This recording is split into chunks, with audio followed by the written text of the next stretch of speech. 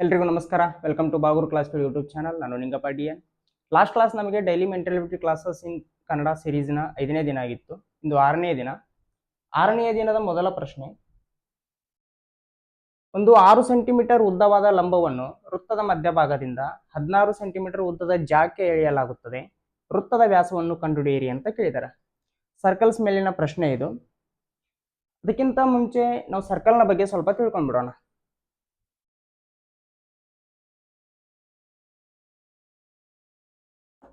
Circle ಅಲ್ಲಿ ನಮಗೆ ಸರ್ಕಲ್ನ ಒಂದು ವೃತ್ತದ ಎಲ್ಲಾ ಬಿಂದುಗಳನ್ನು ಸೇರಿಸುವ ಗೆರೆಗೆ ನಾವು ಪರಿಧಿ ಅಂತ ಕರಿತೀವಿ. Perimeter of the circle is called circumference. ಇದಕ್ಕೆ ನಾವು ಸರ್ಕಂಫರೆನ್ಸ್ ಅಂತ ಕರಿತೀವಿ. ವೃತ್ತದ ಯಾವುದೇ ಎರಡು ಬಿಂದುಗಳನ್ನು ಸೇರಿಸುವ ಗೆರೆಗೆ ಜಾ ಅಂತ ಕರಿತೀವಿ ಅಥವಾ ಖಾಡ್ ಅಂತ ಕರಿತೀವಿ. ವೃತ್ತದ ಯಾವುದೇ ಎರಡು ಬಿಂದುಗಳನ್ನು ಕೇಂದ್ರ ಬಿಂದುವಿನ ಮೂಲಕ ಸೇರಿಸುವ ಗೆರೆಗೆ ವ್ಯಾಸ ಅಂತ ಕರಿತೀವಿ ಅಥವಾ ಡಯಾಮೀಟರ್ ಅಂತ ಕರಿತೀವಿ. ವೃತ್ತದ ಕೇಂದ್ರ ಬಿಂದುವಿನಿಂದ ವೃತ್ತದ ಯಾವುದೇ ಒಂದು ಬಿಂದುವಿಗೆ ಸೇರಿಸುವ ಗೆರೆಗೆ ತ್ರಿಜ್ಯ ಅಂತ ಕರಿತೀವಿ ಅಥವಾ ರೇಡಿಯಸ್ ಅಂತ ಕರಿತೀವಿ. ಸೊ ಪರಿಧಿ is equals to 2 times of radius. ನಮಗೆ ಡಯಾಮೀಟರ್ ಅನ್ನೋದು ರೇಡಿಯಸ್ ನ ಡಬಲ್ ಆಗಿರುತ್ತೆ. ಇಷ್ಟನ್ನು ನೆನ್ಪಿಡಿ. ಸದ್ಯಕ್ಕೆ ಬೇಸಿಕ್ ಇಷ್ಟು ಗೊತ್ತಿರಲಿ. ನಾನು ಸರ್ಕಲ್ಸ್ ಚಾಪ್ಟರ್ ಹೇಳುವಾಗ ಇನ್ ಡೀಟೇಲ್ ಆಗಿ ಎಲ್ಲವನ್ನೂ ಹೇಳ್ತೀನಿ, ಯಾವುದು, ಯಾಕೆ, ಹೇಗೆ ಅಂತ. ಓಕೆ, ಸದ್ಯಕ್ಕೆ ಇಷ್ಟು ಗೊತ್ತಿರಲಿ. ನಮ್ಗೆ ಕೇಳಿರೋದೇನು ಇವಾಗ ಅಂತಂದ್ರೆ,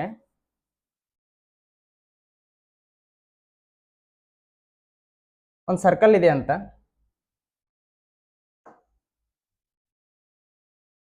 ಒಂದು ಸರ್ಕಲ್ ಇದೆ. 6 ಸೆಂಟಿಮೀಟರ್ ಉದ್ದವಾದ ಲಂಬವನ್ನು ವೃತ್ತದ ಮಧ್ಯಭಾಗದಿಂದ 16 ಸೆಂಟಿಮೀಟರ್ ಉದ್ದದ ಜಾಕ್ಕೆ ಇಳಿಯಲಾಗುತ್ತದಂತೆ. ಜಾ ಅಂದ್ರೆ ಇದು. ಇದನ್ನು ನಾವು ಸೆಂಟರ್ ಪಾಯಿಂಟ್ ಅಂತ ಇಟ್ಕೊಂಡ್ರೆ ಇಲ್ಲಿಂದ ಇಲ್ಲಿಗೆ ಜಾ ಇದು 16 ಸೆಂಟಿಮೀಟರ್ ಐತಂತ.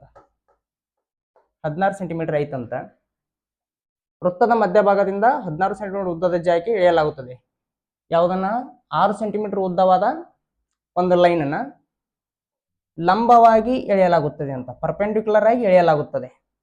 ಒಂದು ವಿಷಯ ಗೊತ್ತಿರಲಿ, ಕೇಂದ್ರ ಬಿಂದುವಿನಿಂದ ಯಾವುದೇ ಒಂದು ಜಾಕ್ಕೆ ಅಥವಾ ಖಾಡ್ಗೆ ಲಂಬವಾಗಿ ಒಂದು ಲೈನ್ ಅನ್ನು ಎಳೆದಾಗ ಆ ಲೈನು ಈ ಖಾಡನ್ನ, ಈ ಜಾನ್ನ ಎರಡು ಈಕ್ವಲ್ ಪಾರ್ಟ್ಸ್ ಆಗಿ ಡಿವೈಡ್ ಮಾಡುತ್ತಾ. ಅಂದ್ರ ಈ ಒಟ್ಟು ಜಾದ ಲೆಂತ್ 16 ಸೆಂಟಿಮೀಟರ್ ಇದ್ರ ಈ ಪಾಯಿಂಟ್ ಇಂದ ಈ ಪಾಯಿಂಟ್ಗೆ 8 ಸೆಂಟಿಮೀಟರ್ ಆಗಿ ಮತ್ತು ಈ ಪಾಯಿಂಟ್ ಇಂದ ಈ ಪಾಯಿಂಟ್ಗೆ 8 ಸೆಂಟಿಮೀಟರ್ ಆಗಿ ವಿಭಾಗ ಮಾಡುತ್ತಾ. ನಮ್ಗೆ ಕೇಳಿರೋದೇನು? ವೃತ್ತದ ವ್ಯಾಸ ಏನು ಅಂತ ಕೇಳಿದಾರ. ಈ ವ್ಯಾಸ ಎಷ್ಟು ಅಂತ ನಮ್ಗೆ ಕೇಳಿದಾರ.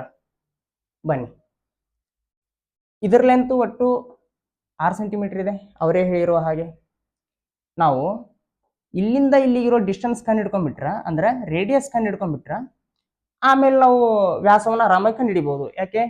ವ್ಯಾಸ ಈಕ್ವಲ್ ಟು 2 ಟೈಮ್ಸ್ ಆಫ್ ತ್ರಿಜ್ಯ ನಮ್ಗೆ ಗೊತ್ತಿದೆ. ಸೊ ಈಗ ನಾವು ತ್ರಿಜ್ಯ ಕಂಡು ಹಿಡ್ಕೋಬೇಕಂತಂದ್ರೆ ನಮಗೆ ಪೈಥಾಗೋರಸ್ ಥಿಯರಂ ಗೊತ್ತಿರಬೇಕು.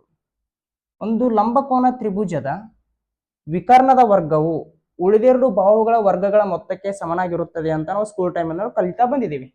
ಸೊ ಈಗ ಈ ತ್ರಿಜ್ಯವನ್ನ ನಾನು ಆರ್ ಅಂತ ತಗೊಂಡ್ರೆ, ರೇಡಿಯಸ್ ಅನ್ನ ಆರ್ ಅಂತ ತಗೊಂಡ್ರೆ, R square equal to 6 square plus 8 square ಆಗಿರುತ್ತೆ. So 6 square equal to 36, 8 square ಅಂದ್ರೆ 64, 6 ಸ್ಕ್ವೇರ್ ಈಕ್ವಲ್ ಟು 100 ಆಯ್ತು. 6 ಈಕ್ವಲ್ ಟು 10 ಆಯ್ತು. Because square root of 100 is 10. So ನಮಗೆ ತ್ರಿಜ್ಯದ ವ್ಯಾಲ್ಯೂ, ರೇಡಿಯಸ್ನ ವ್ಯಾಲ್ಯೂ ಗೊತ್ತಾಯ್ತು. ರೇಡಿಯಸ್ ಈಕ್ವಲ್ ಟು 10 ಸೆಂಟಿಮೀಟರ್ ಅಂತ ನಮಗೆ ಗೊತ್ತಾಯ್ತು. ಇಲ್ಲಿ ಗೊತ್ತಾಯ್ತು. ಅವ್ರು ಕೇಳಿರೋದೇನು? ವ್ಯಾಸ ಕೇಳಿದ್ದಾರೆ. ನಾ ಆಲ್ರೆಡಿ ಹೇಳಿದ್ದೆ diameter equal to 2 times of radius ಇರುತ್ತೆ ಅಂತ. ಸೊ ವ್ಯಾಸ ಅನ್ನೋದು ಇವಾಗ ನಮಗೆ ಡಯಾಮೀಟರ್ ಅನ್ನೋದು 2 ಟೈಮ್ಸ್ ಆಫ್ 10 ಆಗುತ್ತೆ. 2 ಟೈಮ್ಸ್ ಆಫ್ 10 ಅಂದ್ರೆ 20 ಸೆಂಟಿಮೀಟರ್ ಆಗುತ್ತೆ. ಸೊ ಆ ವೃತ್ತದ ವ್ಯಾಸ 20 ಸೆಂಟಿಮೀಟರ್ ಆಗಿರುತ್ತೆ. Next question. ಒಬ್ಬ ಹುಡುಗ ತನ್ನ ಮನೆಯನ್ನು ಬಿಟ್ಟು ಹೊರಡುತ್ತಾನೆ. ಅವನು ನೈಋತ್ಯ ದಿಕ್ಕಿನಲ್ಲಿ 45 ಮೀಟರ್ ಮತ್ತು ನಂತರ ಈಶಾನ್ಯ ದಿಕ್ಕಿನಲ್ಲಿ 145 ಮೀಟರ್ ನಡೆಯುತ್ತಾರೆ. ನಂತರ ಅವನು ದಕ್ಷಿಣ ದಿಕ್ಕಿನಲ್ಲಿ 60 ಮೀಟರ್ ಚಲಿಸುತ್ತಾರೆ. ಅವನು ಈಗ ತನ್ನ ಆರಂಭಿಕ ಸ್ಥಾನದಿಂದ ಎಷ್ಟು ದೂರದಲ್ಲಿದ್ದಾನೆ? ಓಕೆ, ಒಬ್ಬ ಹುಡುಗ ತನ್ನ ಮನೆಯನ್ನು ಬಿಟ್ಟು ಹೊರಡ್ತಾನೆ. ಇದು ಡೈರೆಕ್ಷನ್ ಮೇಲಿನ ಕ್ವಶನ್ ಆಗಿದೆ. ನಮ್ಗೆ ಡೈರೆಕ್ಷನ್ಸ್ ಗೊತ್ತಿರಬೇಕು. ಇದು ಉತ್ತರ, ಇದು ಈಶಾನ್ಯ, ಇದು ಪೂರ್ವ, ಇದು ಆಗ್ನೇಯ, ಇದು ದಕ್ಷಿಣ, ನೈಋತ್ಯ, ಪಶ್ಚಿಮ, ವಾಯುವ್ಯ. ಏನಾಗಿದೆ ಇವಾಗ 45 ಮೀಟರ್ ನೈಋತ್ಯ ದಿಕ್ಕಿನಲ್ಲಿ ಹೋಗ್ತಾನಂತ, ಅಂದ್ರೆ ಈ ದಿಕ್ಕಿನಲ್ಲಿ 45 ಮೀಟರ್ ಹೋಗ್ತಾನೆ. 45 ಮೀಟರ್ ಬಂದ. ಆಮೇಲೆ ಏನ್ ಮಾಡ್ತಾನ, ನಂತರ ಈಶಾನ್ಯ ದಿಕ್ಕಿನಲ್ಲಿ 145 ಮೀಟರ್ ನಡೀತಾನಂತ. ಈಶಾನ್ಯ ದಿಕ್ಕು ಅಂದ್ರೆ ಇದು ನೈಋತ್ಯ ದಿಕ್ಕಿನ ಅಪೋಸಿಟ್ ಈಶಾನ್ಯ ದಿಕ್ಕು. ಅಂದ್ರೆ ಈಗ ಇಲ್ಲಿ ಬಂದಿದಾನ, ಇಲ್ಲಿಂದ ಮತ್ 145 ಹಿಂಗ್ ಹೋಗ್ತಾನಂತ. ಇಲ್ಲಿಂದ ಇಲ್ಲಿಗೆ ಬರುವಷ್ಟರಲ್ಲಿ 45 ಮೀಟರ್ ಆಗಿತ್ತ. ಇವಾಗ ಹೋಗ್ಬೇಕಾಗಿರೋದು 100 ಮೀಟರ್ ಅಷ್ಟೇ. ಸೊ ಇಲ್ಲಿಂದ ಇಲ್ಲಿಗೆ 100 ಮೀಟರ್ ಐತಿ. ಇಲ್ಲಿಂದ ಈಗ ಇಲ್ಲಿಗೆ 145 ಮೀಟರ್ ಬಂದ. ನೆಕ್ಸ್ಟ್ ಏನ್ ಮಾಡ್ತಾನ, ನಂತರ ಅವನು ದಕ್ಷಿಣ ದಿಕ್ಕಿನಲ್ಲಿ 60 ಮೀಟರ್ ಚಲಿಸ್ತಾನಂತ. ದಕ್ಷಿಣ ದಿಕ್ಕಂದ್ರ ಈ ಕಡೆ ಕೆಳಗಡೆ ಎಷ್ಟು ಮೀಟರ್, 60 ಮೀಟರ್ ಬರ್ತಾನಂತೆ. ಅವನು ಈಗ ತನ್ನ ಆರಂಭಿಕ ಸ್ಥಾನದಿಂದ ಎಷ್ಟು ದೂರದಲ್ಲಿದ್ದಾನೆ ಅಂತ ಕೇಳಿದಾರೆ. ಆರಂಭಿಕ ಸ್ಥಾನ ಇದಾಗಿತ್ತು. ಸೊ ಇಲ್ಲಿಂದ ಇಲ್ಲಿಗೆ ಅವನೀಗ ಎಷ್ಟು ದೂರದಲ್ಲಿದ್ದಾನೆ ಅಂತ ನಾವು ಕಂಡುಹಿಡ್ಕೋಬೇಕು. ನೇರವಾಗಿ ದಕ್ಷಿಣ ದಿಕ್ಕಿಗೆ ಬಂದಿದ್ದಾನೆ ಅಂತಂದ್ರೆ ಇದು ಲಂಬ ಕೋನವನ್ನು ಉಂಟು ಮಾಡ್ತಿರುತ್ತೆ. ನಮಗ ಇದರ ಡಿಸ್ಟೆನ್ಸ್ ಗೊತ್ತು, ಈ ವಿಕರ್ಣದ ಡಿಸ್ಟೆನ್ಸ್ ಗೊತ್ತು, ಎಷ್ಟು 100 ಮೀಟರ್ ಇದೆ. ಇದರ ಡಿಸ್ಟೆನ್ಸ್ ಗೊತ್ತು, ಈ ಬಾವಿನ ಡಿಸ್ಟೆನ್ಸ್ ಗೊತ್ತು, 60 ಮೀಟರ್ ಇದೆ. ನಾವು ಕಂಡುಹಿಡಬೇಕಾಗಿರೋದು ಇವಾಗ ಇದನ್ನ. ಇದು ಕೂಡ ಪೈಥಾಗೊರಸ್ ಪ್ರಮೇಯದ ಮೇಲಿನ ಪ್ರಶ್ನೆ. ಈ ಡಿಸ್ಟೆನ್ಸ್ ನಾನು ಡಿ ಅಂತ ತಗೊಂಡ್ರೆ ನಮಗೇನು ಗೊತ್ತು, ವಿಕರ್ಣದ ವರ್ಗವು ಉಳಿದೆರಡು ಬಾಹುಗಳ ವರ್ಗಗಳ ಮೊತ್ತಕ್ಕೆ ಸಮನಾಗಿರುತ್ತೆ. 60 ಸ್ಕ್ವೇರ್ ಪ್ಲಸ್ ಡಿ ಸ್ಕ್ವೇರ್. ಇವಾಗ D square equal to 100 square minus 60 square ಅಂತ ನಾವು ಬರ್ಕೊಳ್ಬಹುದು. 100 ಸ್ಕ್ವೇರ್ ಅಂದ್ರೆ 10,000, 60 ಸ್ಕ್ವೇರ್ ಅಂದ್ರೆ 3600. 10,000 ಅಲ್ಲಿ 3600 ತೆಗೆದ್ರೆ 6400. D square equal to 6400. ಇಲ್ಲಿ ಬರ್ಕೊಂತೀವಿ ನೋಡ್ರಿ, ಡಿ ಸ್ಕ್ವೇರ್ ಈಕ್ವಲ್ ಟು 6400. ಈ 6400 ನಾನು 8 ಸ್ಕ್ವೇರ್ ಪ್ಲಸ್ 8 ಸ್ಕ್ವೇರ್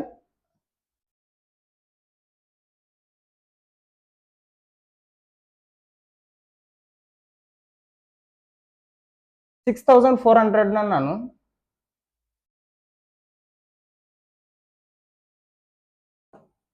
64 ಇಂಟು 100 ಅಂತ ಬರ್ಕೊಳ್ತೀನಿ.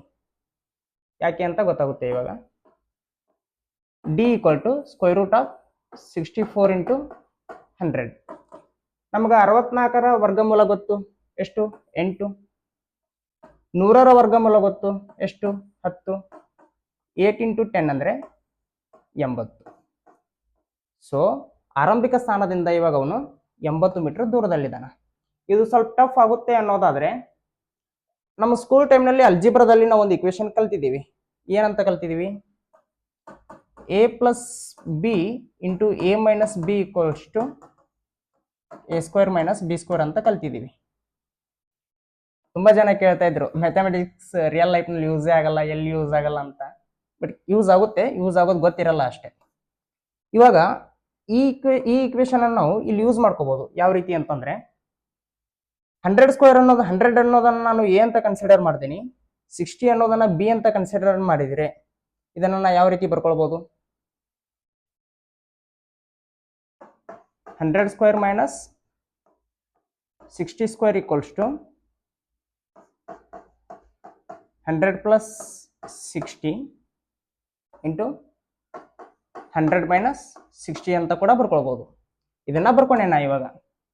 100 ಪ್ಲಸ್ 60 ಅಂದ್ರೆ 160 ಇಂಟು 100 ಮೈನಸ್ 60 ಅಂದ್ರೆ 40.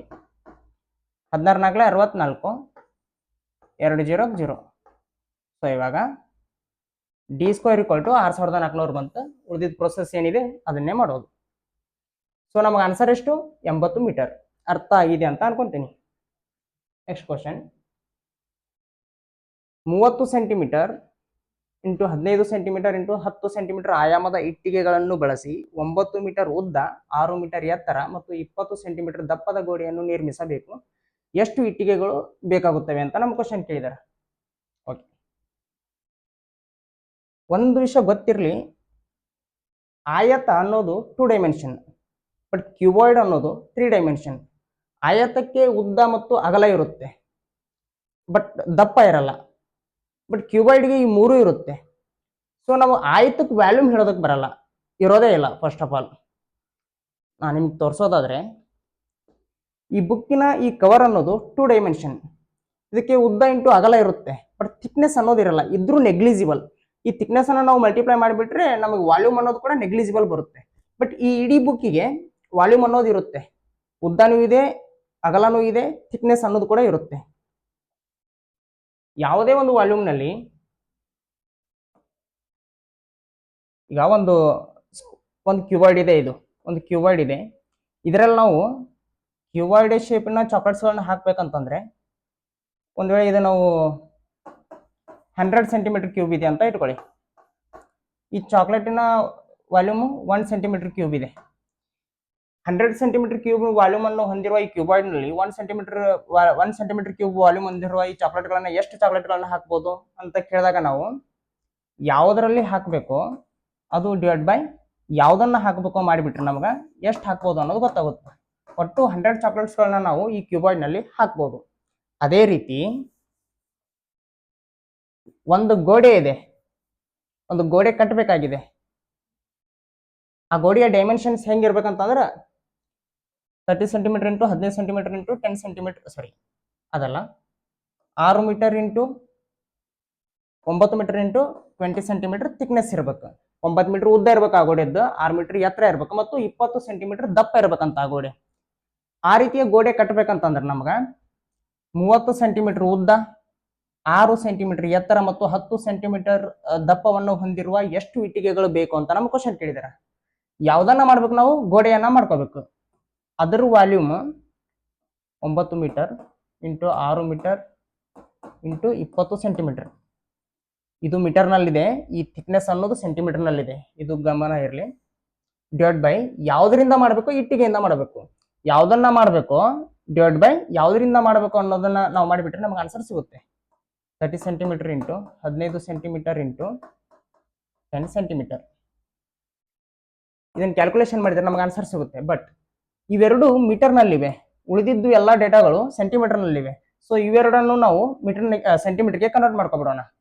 100 ಸೆಂಟಿಮೀಟರ್ ಈಕ್ವಲ್ಸ್ ಟು 1 ಮೀಟರ್, ಇದು ಗೊತ್ತಿರಲಿ. ಸೊ 9 ಮೀಟರ್ ಅಂದರೆ 900 ಸೆಂಟಿಮೀಟರ್ ಆಗುತ್ತೆ, ಇಂಟು 6 ಮೀಟರ್ ಅಂದರೆ 600 ಸೆಂಟಿಮೀಟರ್ ಆಗುತ್ತೆ, ಇಂಟು 20 ಸೆಂಟಿಮೀಟರ್ ಅನ್ನೋದು ಹಾಗೆ ಇದೆ, 20 ಸೆಂಟಿಮೀಟರ್ ಹಾಗೆ ಇಟ್ಕೊಳ್ತೀನಿ, divide by 30 centimetre into 15 centimetre into 10 centimetre. Centimetre centimetre centimetre centimetre centimetre centimetre cancel.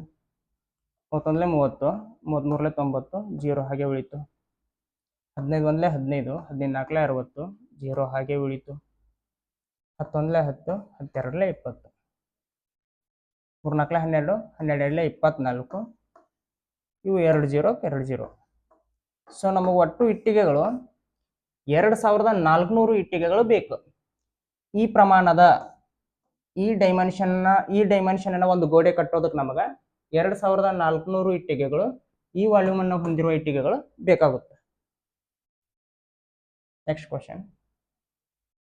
6 ಜನರು A B C D E ಮತ್ತು ಎಫ್ ಕೇಂದ್ರಕ್ಕೆ ಎದುರಾಗಿ ವೃತ್ತಾಕಾರದ ಮೇಜಿನ ಸುತ್ತಲೂ ಕುಳಿತಿದ್ದಾರೆ. ಬಿ ಇಯ ಬಲಕ್ಕೆ 2ನೇ ಸ್ಥಾನದಲ್ಲಿ ಕುಳಿತುಕೊಳ್ಳುತ್ತಾನೆ. ಸಿ ಇಯ ತಕ್ಷಣದ ಎಡಭಾಗದಲ್ಲಿ ಕುಳಿತುಕೊಳ್ಳುತ್ತಾನೆ. ಡಿ ಯ ಬಲಕ್ಕೆ 2ನೇ ಸ್ಥಾನದಲ್ಲಿ ಎಫ್ ಕುಳಿತುಕೊಳ್ಳುತ್ತಾನೆ. ಎ ಯ ಬಲಕ್ಕೆ 3ನೇಯವರು ಯಾರು ಅಂತ ಕ್ವಶನ್ ಐತಿ. ಇವರು ವೃತ್ತಾಕಾರದ ಮೇಜಿನ ಸುತ್ತ ಕೂತಿರೋದ್ರಿಂದ ಓಕೆ, ನಾವೊಂದು ವೃತ್ತಾಕಾರ ಹಾಕೊಂಡ್ಬಿಡ್ತೀನಿ. 6 ಜನ ಇರೋದ್ರಿಂದ 6 ಸೀಟ್ಗಳನ್ನ ಹಾಕೊಂಡ್ಬಿಡ್ತೀನಿ.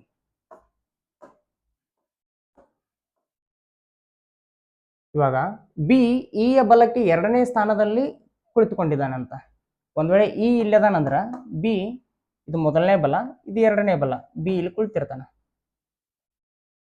ಸಿ ಇ ಯ ತಕ್ಷಣದ ಎಡಭಾಗದಲ್ಲಿ ಕುಳಿತುಕೊಳ್ಳುತ್ತಾನಂತೆ. ಸಿ ಇ ಯ ತಕ್ಷಣದ ಎಡಭಾಗದಲ್ಲಿ ಸಿ ಕುಳಿತುಕೊಂಡಿದ್ದಾನ. ಡಿ ಯ ಬಲಕ್ಕೆ 2ನೇ ಸ್ಥಾನದಲ್ಲಿ ಎಫ್ ಕುಳಿತುಕೊಳ್ತಾನಂತ. ಡಿ ಯ ಬಲಕ್ಕೆ 2ನೇ ಸ್ಥಾನದಲ್ಲಿ ಎಫ್ ಕುಳಿತುಕೊಳ್ತಾನಂತ. ಒಂದ್ ವೇಳೆ ಡಿ ಇಲ್ಲಿದ್ರ 1 to ಎಫ್ ಇಲ್ಲಿ ಬರ್ಬೋದು. ಅದೇ ಒಂದ್ ವೇಳೆ ಡಿ ಇಲ್ಲದಾನಂದ್ರ 1 to ಎಫ್ ಇಲ್ಲಿ ಬರ್ಲಿಕ್ಕೆ ಸಾಧ್ಯ ಇಲ್ಲ, ಬಿಕಾಸ್ ಆಲ್ರೆಡಿ ಸಿ ಕುಳಿತಿದ್ದಾನ. ಅದೇ ಒಂದ್ ವೇಳೆ ಡಿ ಇಲ್ಲಿದ್ರ 1 to ಎಫ್ ಇಲ್ಲಿ ಬರ್ಲಿಕ್ಕೆ ಸಾಧ್ಯ ಇಲ್ಲ, ಬಿಕಾಸ್ ಆಲ್ರೆಡಿ ಇ ಕುಳಿತುಕೊಂಡಿದ್ದಾನ. ಸೊ ಡಿ ಇಲ್ಲೇ ಬರ್ಬೇಕು, ಎರಡನೇ ಸ್ಥಾನದಲ್ಲಿ ಎಫ್ ಕುಳಿತುಕೊಂಡಿದ್ದಾನ. ಬಲದಿಂದ ಎರಡನೇ ಸ್ಥಾನದಲ್ಲಿ ಎಫ್ ಕುಳಿತುಕೊಂಡಿದ್ದಾನ. ಎ ಯ ಬಲಕ್ಕೆ ಮೂರನೆಯವರು ಯಾರು ಅಂತ ನಮ್ ಕ್ವಶನ್ ಐತಿ. ಇಲ್ಲಿ ಎ ಎಲ್ಲದನ, ಇರೋದು 6 ಜನ, ಈಗ ಆಲ್ರೆಡಿ 5 ಜನ ಕುಳಿತು ಬಿಟ್ಟಿದಾರ. ಈಗ ಉಳಿದಿರೋ ಸೀಟ್ ನಲ್ಲಿ ಏನೇ ಕುಳಿತುಕೊಳ್ಬೇಕಾಗುತ್ತಾ. ಕ್ವಶನ್ ಏನಿದೆ, ಎ ಯ ಬಲಕ್ಕೆ ಮೂರನೆಯವರು ಯಾರು ಅಂತ ಕೇಳಿದಾರ. ಎ ಯ ಬಲಕ್ಕೆ ಮೊದಲನೇವನು ಸಿ, ಎ ಯ ಬಲಕ್ಕೆ ಎರಡನೆಯವನು ಇ, ಎ ಯ ಬಲಕ್ಕೆ ಮೂರನೆಯವನು D. So option D is the right answer.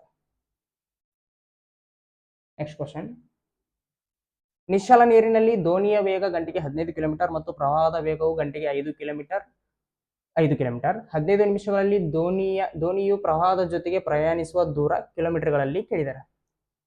So simple ಇದೆ. ಪ್ರವಾಹದ ಜೊತೆಗೆ ಯಾವುದೇ ಒಂದು ಅಬ್ಜೆಕ್ಟಿವ್ ಹೋಗುವಾಗ ಪ್ರವಾಹದ ವೇಗ ಮತ್ತು ಆ ಅಬ್ಜೆಕ್ಟಿವ್ನ ವೇಗ ಆಡ್ ಆಗುತ್ತೆ. ಒಂದ್ ವೇಳೆ ಇದು ಸ್ಟ್ಯಾಟಿಕ್ ಆಗಿದ್ರು ಇದರ ವೇಗ ಪ್ರವಾಹ ಯಾವ ಸ್ಪೀಡ್ ನಲ್ಲಿ ಹೊಂಟಿರುತ್ತೋ ಅದೇ ಸ್ಪೀಡ್ ಆಗಿರುತ್ತೆ. ಒಂದ್ ವೇಳೆ ಇದಕ್ಕೆ ಸ್ಪೀಡ್ ಇದ್ರ ಈ ಪ್ರವಾಹದ ವೇಗ ಮತ್ತು ಈ ಅಬ್ಜೆಕ್ಟಿವ್ ನ ವೇಗ ಎರಡು ಆಡ್ ಆಗ್ತಾವ, ಎರಡು ಕೂಡ್ತಾವ. ಒಂದ್ ವೇಳೆ ಪ್ರವಾಹದ ವಿರುದ್ಧ ಹೊಂಟಾಗ, ಪ್ರವಾಹದ ವಿರುದ್ಧ ಈಜ್ತಾ ಇರುವಾಗ, ಪ್ರವಾಹದ ವಿರುದ್ಧ ದೋಣಿ ಹೋಗ್ತಾ ಇರುವಾಗ ಯಾವುದರ ವೇಗ ಜಾಸ್ತಿ ಇರುತ್ತೋ ಆ ವೇಗದಲ್ಲಿ ಯಾವುದರ ವೇಗ ಕಡಿಮೆ ಇರುತ್ತೋ ಅದರ ವೇಗ ಮೈನಸ್ ಆಗುತ್ತ. ಅಂದ್ರೆ ಇದು 10 ಕಿಲೋಮೀಟರ್ ಪರ್ ಅವರ್ ಸ್ಪೀಡ್ ನಲ್ಲಿ ಪ್ರವಾಹ ಹೋಗ್ತಾ ಇದ್ರ,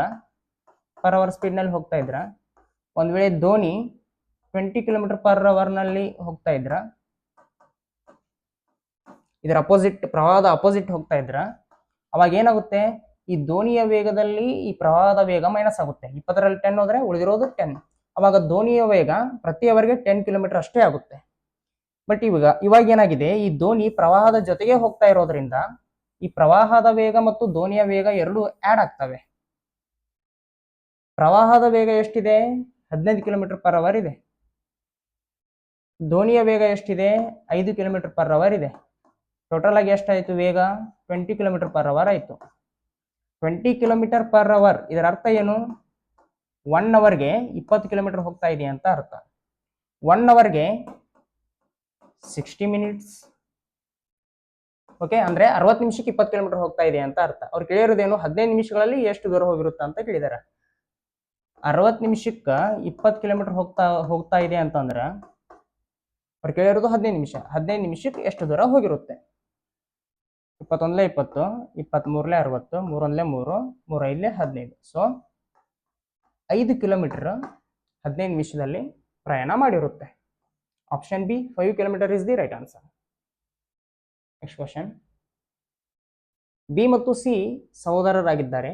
ಎ ಸಿ ನ ಸಹೋದರಿ, ಓ ಡಿ ನ ಮಗಳು, ಡಿ ಬಿ ನ ಪತ್ನಿ, ಇ ಎ ಯ ತಾಯಿ ಮತ್ತು ಎಫ್ ನ ಪತ್ನಿ. ಈ ಎ ಯ ತಾಯಿ ಮತ್ತು ಎಫ್ ನ ಪತ್ನಿ, ಓ ಎಫ್ ಗೆ ಹೇಗೆ ಸಂಬಂಧ ಅಂತ ಕ್ವಶನ್ ಐತಿ. ಬ್ಲಡ್ ಅಂಡ್ ರಿಲೇಶನ್ಶಿಪ್ ಮೇಲಿನ ಕ್ವಶನ್ ಇದು. ನಾನು ಆಲ್ರೆಡಿ ತುಂಬಾ ಸರಿ ಹೇಳಿದ್ದೀನಿ, ಇಲ್ಲಿ ಮೇಲ್ ಜೆಂಡರ್ ನ ಸ್ಕ್ವೇರ್ ನಲ್ಲಿ ರಿಪ್ರೆಸೆಂಟ್ ಮಾಡಿದ್ರೆ ಫಿಮೇಲ್ ಜೆಂಡರ್ ನ ಸರ್ಕಲ್ ನಲ್ಲಿ ರಿಪ್ರೆಸೆಂಟ್ ಮಾಡ್ತಿರ್ತೀವಿ. ಬಿ ಮತ್ತು ಎ ಇಬ್ರು ಸಹೋದರರಾಗಿದ್ದಾರಂತೆ. ಸಾರಿ, ಬಿ ಮತ್ತು ಸಿ ಸಹೋದರರಾಗಿದ್ದಾರೆ. ಅಂದ್ರೆ ಸಹೋದರ ಮೀನ್ಸ್ ಇವರಿಬ್ರು ಮೇಲ್ ಆಗಿದ್ದಾರೆ. ನೆಕ್ಸ್ಟ್, ಎ ಸಿ ನ ಸಹೋದರಿ ಅಂತೆ. ಎ ಅನ್ನೋಳು ಸಿ ನ ಸಹೋದರಿ. ಎ ಸಿ ಗೆ ಸಹೋದರಿ ಆಗ್ತಾ ಇದ್ದಾಳೆ ಅಂದ್ಮೇಲೆ ಬಿಗೂ ಸಹೋದರಿನೇ ಆಗ್ಬೇಕು. ಓ ಡಿ ನ ಮಗಳಂತೆ. ಇಲ್ಲಿ ಡಿ ಯಾರು ಅಂತ ನಮ್ಗೆ ಗೊತ್ತಿಲ್ಲ, ಸೊ ಇಲ್ಲ, ಈ ಸೆಂಟೆನ್ಸ್ ನ ಇವಾಗ ಹಂಗೆ ಬಿಡ್ತಾ ಇದ್ದೀನಿ. ಡಿ ಬಿ ನ ಪತ್ನಿ ಅಂತೆ. ಸೊ ಬಿ ನ ಪತ್ನಿ ಡಿ ಫಿಮೇಲ್ ಆಗಿರೋದ್ರಿಂದ ಸರ್ಕಲ್ ನಲ್ಲಿ ರಿಪ್ರೆಸೆಂಟ್ ಮಾಡ್ತಾ ಇದ್ದೀನಿ. ಇವಾಗ ಡಿ ಸಿಕ್ಕಿರೋದ್ರಿಂದ ಈ ಸೆಂಟೆನ್ಸ್ ನ ಮತ್ತೊಮ್ಮೆ ತಗೋತೀನಿ. ಓ ಡಿ ನ ಮಗಳಂತೆ. ಸೊ ಓ ಅನ್ನೋಳು ಡಿ ನ ಮಗಳು. ಈ ಎ ಯ ತಾಯಿ ಅಂತೆ. ಎ ಯ ತಾಯಿ ಇ ಅಂತೆ. ಫಿಮೇಲ್ ಆಗಿರೋದ್ರಿಂದ ಸರ್ಕಲ್ ಅಲ್ಲಿ ರಿಪ್ರೆಸೆಂಟ್ ಮಾಡ್ತಾ ಇದ್ದೀನಿ. ಈ ಎ ನ ತಾಯಿ ಆಗಿರೋದ್ರಿಂದ ಸಿಗೂ ಕೂಡ ತಾಯಿ, ಬಿಗೂ ಕೂಡ ತಾಯಿ, ಬಿಕಾಸ್ ಇವರು 3 ಜನ ಸಹೋದರ ಸಹೋದರಿಯರು. ಮತ್ತು ಡಿಗೆ ಅತ್ತೆ ಆಗ್ತಾರೆ. ಈ ಎ ನ ತಾಯಿ ಮತ್ತು ಎಫ್ ನ ಪತ್ನಿ ಅಂತೆ. ಎಫ್ ಅನ್ನೋನು ಇ ಯ ವೈಫ್ ಅಂತೆ. ಓ ಎಫ್ ಗೆ ಹೇಗೆ ಸಂಬಂಧ ಅಂತ ನಮ್ ಕ್ವಶನ್ ಐತಿ. ಈ ಓ ಏನದಾಳಲ್ಲ ಇವಳು ಎಫ್ಗೆ ಹೇಗೆ ಸಂಬಂಧ ಅಂತ ನಮ್ಮ ಕ್ವಶನ್. ಡಿ ಅನ್ನೋಳು ಓಗೆ ತಾಯಿ ಅಂದಮೇಲೆ ಬಿ ಅನ್ನೋನು ಓಗೆ ತಂದೆ ಆಗಬೇಕು, ಬಿಕಾಸ್ ಇವರಿಬ್ರು ಗಂಡ ಹೆಂಡತಿ. ಸೊ ಓನ ತಂದೆ ಬಿ ಅಂದಮೇಲೆ ಎಗೆ ಈ ತಾಯಿ ಅಂದಮೇಲೆ ಬಿಗೂ ಕೂಡ ಈ ತಾಯಿ ಆಗಬೇಕು, ಬಿಕಾಸ್ ಬಿ ಮತ್ತು ಎ ಸಹೋದರ ಸಹೋದರಿಯರು. ಸೊ ಓನ ತಂದೆಯ ತಾಯಿಯ ಗಂಡ ಎಫ್ ಅಂದಮೇಲೆ ಬಿನ ತಂದೆ ಎಫ್ ಆಗಿರಲೇಬೇಕು. ಸೊ ಓನ ತಂದೆಯ ತಂದೆ ಓಗೆ ಎಫ್ಗೆ ಓ ಮೊಮ್ಮಗಳಾಗ್ತಾ ಇದ್ದಾಳೆ. ಮತ್ತೊಮ್ಮೆ ಹೇಳ್ತಾ ಇದ್ದೀನಿ, ಎನ ತಾಯಿ ಇ ಆಗಿರೋದ್ರಿಂದ ಬಿನ ತಾಯಿ ಕೂಡ ಇ ಆಗಿರ್ತಾಳೆ, ಬಿಕಾಸ್ ಬಿ ಮತ್ತು ಎ ಸಹೋದರ ಸಹೋದರಿಯರು. ಯಾವ ಆಧಾರದ ಮೇಲೆ ನಾ ಹೇಳ್ತಾ ಇದ್ದೇನೆ ಅಂದ್ರೆ, ಸಿ ಮತ್ತು ಎ ಸಹೋದರ ಸಹೋದರಿಯರು ಅಂತ ಕೊಟ್ಟಿದ್ದಾರೆ ಅಂದಮೇಲೆ ಬಿ ಸಿಗೆ ಸಹೋದರ ಆಗ್ಬೇಕಂತಂದ್ರೆ ಬಿ ಎಗೆ ಸಹೋದರನೇ ಆಗ್ತಿರ್ತಾನೆ. ಸೊ ಸಹೋದರಿಯ ತಾಯಿನೂ ಬಿಗೂ ಕೂಡ ತಾಯಿ ಆಗ್ತಾಳೆ, ತಾಯಿಯ ಗಂಡ ಬಿಗೆ ತಂದೆ ಆಗ್ತಾರೆ. ಬಿಯ ಮಗಳು ಓ ಆಗಿರೋದ್ರಿಂದ ಓನ ತಂದೆಯ ತಂದೆ ಎಫ್ ಅಂದ್ರೆ ಓಗೆ ಅಜ್ಜ ಎಫ್. ಸೊ ಎಫ್ಗೆ ಓ ಮೊಮ್ಮಗಳಾಗ್ತಾಳೆ. ಸೊ ಆಪ್ಷನ್ ಎ ಮೊಮ್ಮಗಳು is the right answer, granddaughter. Next question, 0.001 is equivalent to ಏನು ಅಂತ ಕೇಳಿದ್ದಾರೆ. ಓಕೆ, ಪರ್ಸೆಂಟೇಜ್ನಲ್ಲಿ ಕೊಟ್ಟಿರೋದ್ರಿಂದ ನಾವು ಪರ್ಸೆಂಟೇಜ್ನಲ್ಲಿ ತಗೊಳ್ಳೋಣ. A percent equal to 0.001 ಅಂತ ತಗೊಳ್ಳೋಣ. ಪರ್ಸೆಂಟೇಜ್ನಲ್ಲಿ ಯಾಕೆ ತಗೊಂಡೆ, ಆಪ್ಷನ್ಸ್ ಪರ್ಸೆಂಟೇಜ್ನಲ್ಲಿ ಇರೋದ್ರಿಂದ. A% ಅಂತ ಇರೋದನ್ನು ನಾನು A/100 ಅಂತ ಕೂಡ ಬರ್ಕೊಳ್ಬೋದು. ಸೊ 0.001 ಆಯಿತು. 100 ಈ ಕಡೆ ಹೋದರೆ ಮಲ್ಟಿಪ್ಲೈ ಆಗುತ್ತೆ. So A equals to 0.001 into 100 ಅಂದರೆ 0.1.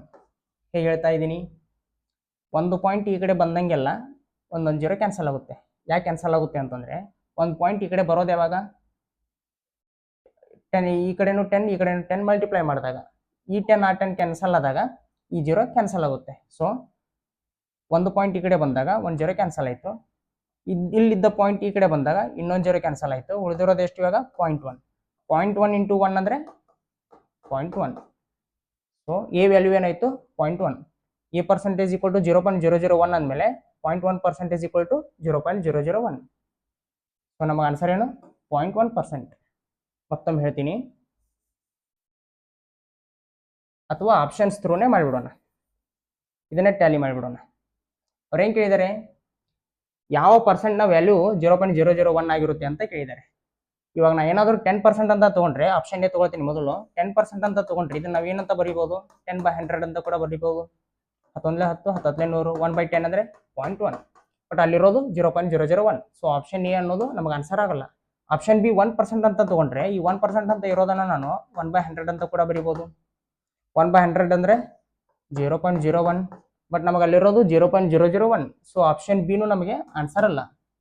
ಆಪ್ಷನ್ ಸಿ ಅಂತ ತೊಗೊಂಡ್ರೆ ಆಪ್ಷನ್ ಸಿ ಈಕ್ವಲ್ ಟು 0.001% ಅಂತ ಇರೋದನ್ನು ನಾನು 0.01% ಅಂತ ಇರೋದನ್ನು ನಾನು 0.01/100 ಅಂತ ಕೂಡ ಬರೀಬೋದು.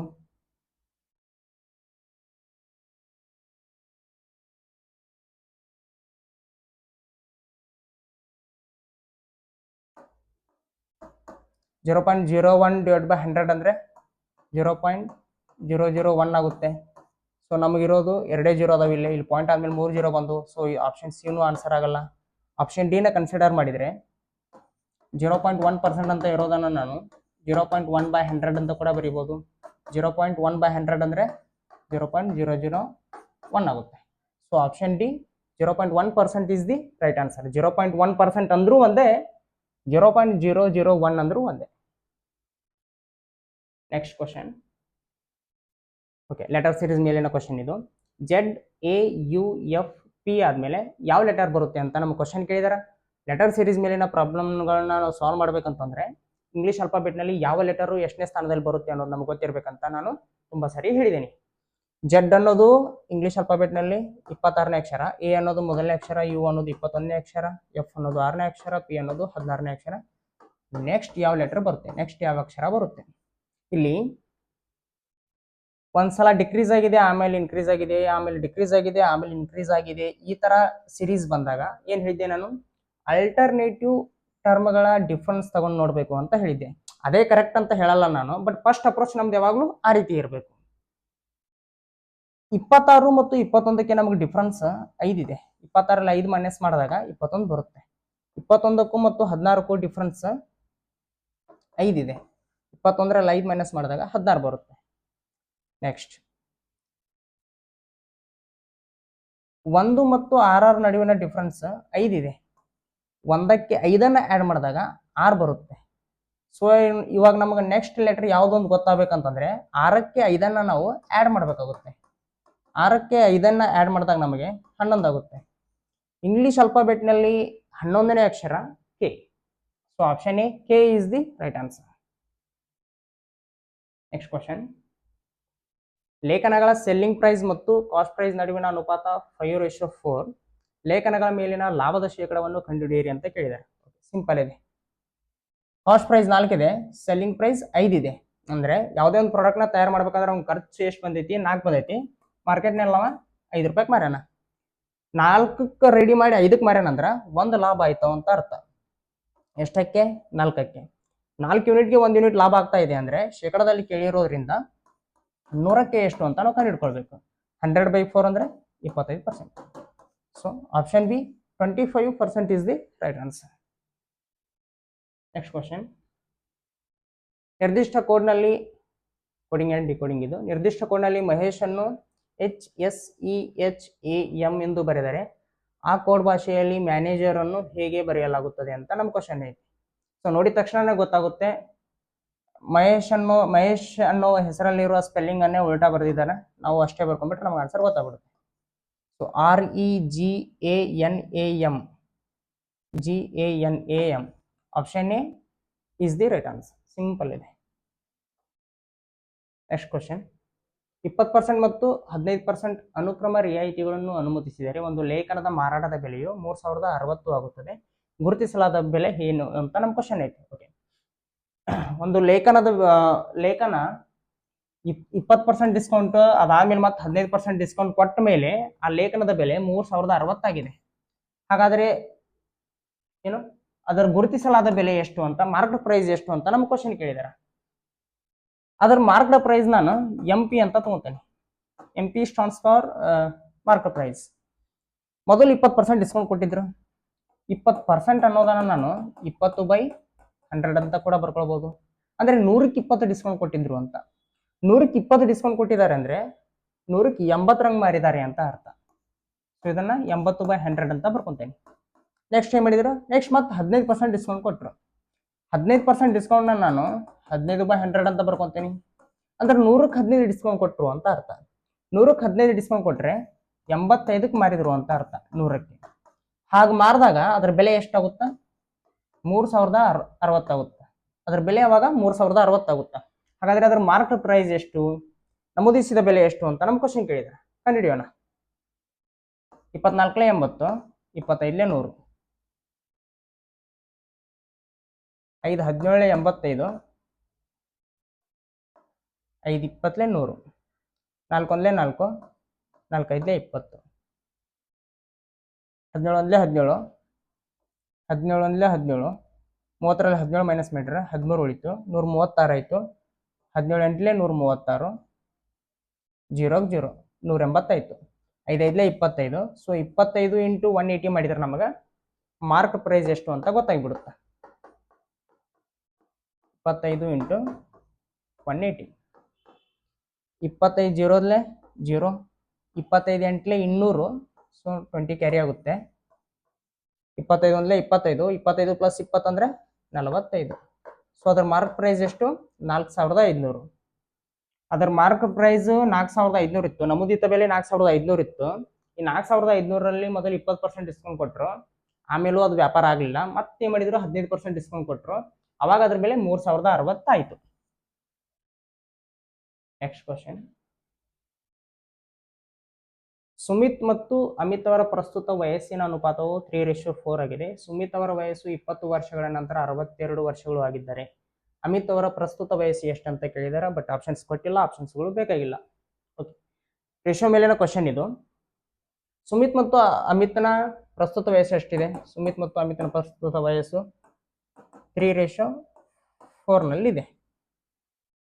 ಸುಮಿತ್ ಅವರ ವಯಸ್ಸು 20 ವರ್ಷಗಳ ನಂತರ 62 ಆಗುತ್ತೆ ಅಂತಂದ್ರೆ, 20 ವರ್ಷದ ನಂತರ ಅವನ ವಯಸ್ಸು 62 ಆಗುತ್ತೆ ಅಂತಂದ್ರೆ ಪ್ರೆಸೆಂಟ್ ಅವನ ವಯಸ್ಸು ಎಷ್ಟಿರುತ್ತೆ? 62 ಮೈನಸ್ 20 ಇರುತ್ತೆ. ಪ್ರೆಸೆಂಟ್ ಅವನ ವಯಸ್ಸು 42 ಇದೆ. ಸುಮಿತ್ನ ಪ್ರೆಸೆಂಟ್ ವಯಸ್ಸು 42 ಇದೆ ಅಂದ್ರೆ ಅಮಿತ್ನ ಪ್ರೆಸೆಂಟ್ ವಯಸ್ಸು ಎಷ್ಟು ಅಂತ ನಮ್ಗೆ ಕೇಳಿದಾರೆ.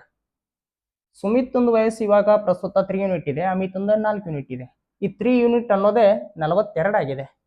ಸೊ ಈ 3 ಯೂನಿಟ್ ಅನ್ನೋದೇ 42 ಆಗಿದ್ರೆ ಅಮಿತ್ನ ವಯಸ್ಸು 4 ಯೂನಿಟ್ ಇದೆ. ಸೊ ಹಾಗಾದ್ರೆ ಈ 4 ಯೂನಿಟ್ ಅನ್ನೋದು ಎಷ್ಟಾಗುತ್ತೆ? 3 1 1 ಕ್ಯಾರಿ ಆಗುತ್ತೆ, 3 4 12, 14 ಇಂಟು 4 ಅಂದ್ರೆ 56. ಸೊ ಅಮಿತ್ ಅವರ ವಯಸ್ಸು 56 ಆಗಿರುತ್ತೆ. ಓಕೆ, ಇದಿಷ್ಟು ಇವತ್ತಿನ ಕ್ಲಾಸ್ ಆಗಿತ್ತು. ಕ್ಲಾಸ್ ಇಷ್ಟ ಆದರೆ ಲೈಕ್ ಮಾಡಿ, ಶೇರ್ ಮಾಡಿ, ಕಮೆಂಟ್ ಮಾಡಿ. ಇದೇ ರೀತಿ ನೇರ ದಿಟ್ಟ ನಿರಂತರ ಕ್ಲಾಸ್ಗಳಿಗಾಗಿ ಚಾನಲ್ಗೆ ಸಬ್ಸ್ಕ್ರೈಬ್ ಆಗಿ. Thank you.